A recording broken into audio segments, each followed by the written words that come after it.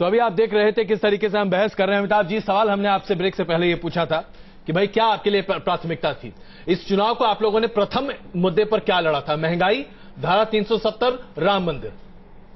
आपके सामने है। नहीं, आपके सामने नहीं। आप आज कम से कम न्यूज नेशन पर अमिताभ जी आप बता ही दीजिए हम लोग को, आपके लिए प्राथमिकता नंबर 1 क्या है?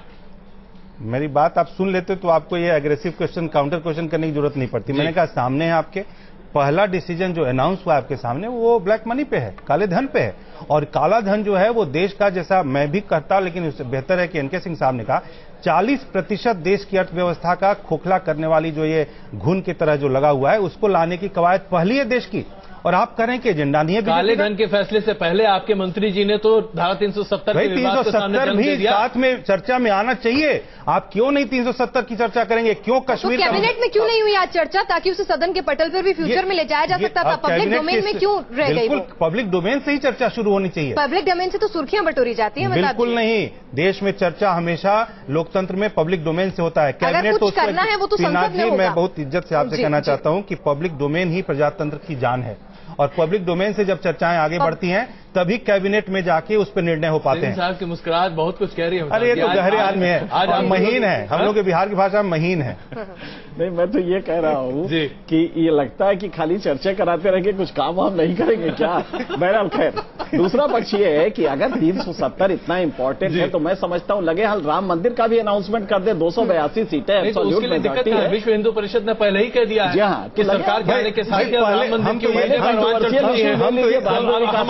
तय कर ले। हम तो ये चाहते हैं कि एनके सिंह साहब को कैबिनेट का एडवाइजर बना लिया जाए कि कैबिनेट में क्या क्या कब कब तय हो, एनके सिंह साहब सलाह। नहीं तय आप ही करें, लेकिन हमारा धर्म है क्रिटिसाइज करना। नहीं, आप क्रिटिसाइज क्या कर रहे हैं? आप तो सलाह दे रहे हैं।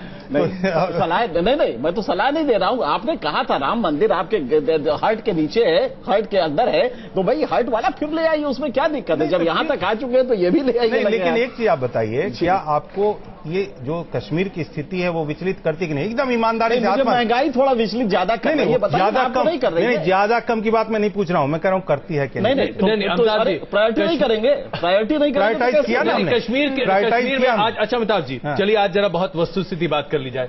कश्मीर में ऐसी कौन सी विघटनकारी काम हो रहा है जिसकी वजह से आज सरकार को कश्मीर को एजेंडे पर लाना जरूरी था? अजय जी, मैं चुनौती देता हूं। आज आप कश्मीर में जाके देखिए, वहां सेना को हटा के आप सरकार चला सकते हैं? आप शासन को वहां इंप्लीमेंट कर सकते हैं? क्या यही कश्मीर के आदर्श? आप पहले जाइए कश्मीर और जाके फैसला करिए कि आप सच है या गलत। अमिताभ जी, अपने जीवन का जितना वक्त मैंने कश्मीर कवरिंग रिपोर्टिंग पर निकाला है, बोल रहे हैं अफसोस की बात है। इसलिए मैं आपसे कह रहा हूं अफसोस की बात नहीं है। अफसोस की बात आप क्या किसी स्टेट के एडमिनिस्ट्रेशन को चलाने के लिए सेना के बल पे चलाना पड़ेगा?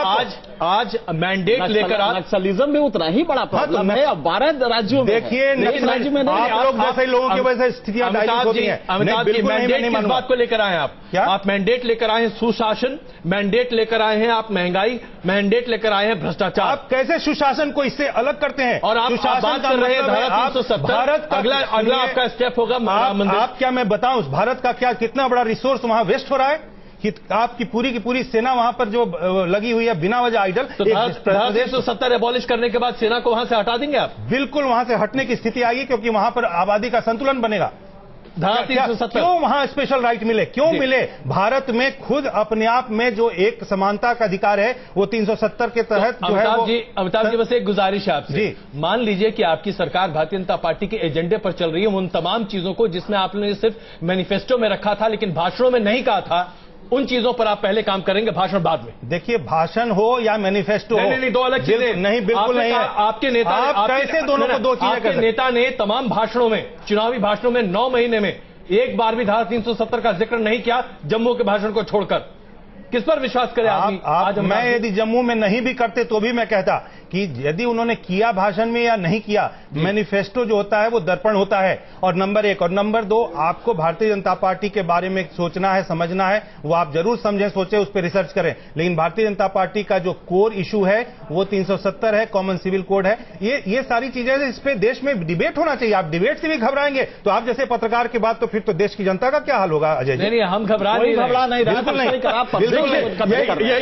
यही दिक्कत है। नहीं, जैसे ही अमिताभ नहीं, और अगर मैनिफेस्टो की बात आ रही है, मैनिफेस्टो की बात आ रही है, तो पत्रकार तो ये भी पूछ रहे हैं कि राम मंदिर का मुद्दा कब? नहीं, आप आप मुझे बोल रहे हैं, मैं तो पत्रकारों की बात कर रहा हूँ, मैं पत्रकारों की बात कर रहा हूँ, मैं मीडिया की बात कर रहा हूँ। यदि मीडिया क्यों परेशान है? जनरल कंटेंशन आप कैसे बोल रहे हैं कि मैं पर्सनल हो रहा हूँ? देखिए, आप सॉलिडारिटी मत दिखाइए। अमिताभ जी, ये सुनिए, सॉलिडारिटी की बात नहीं है यहाँ पर। आप जितना पर्सनल होना चाहे पर्सनल हो सकते हैं, आत्मीय संबंध हो सकते हैं, लेकिन अमिताभ जी बात यहाँ घबराने की नहीं है।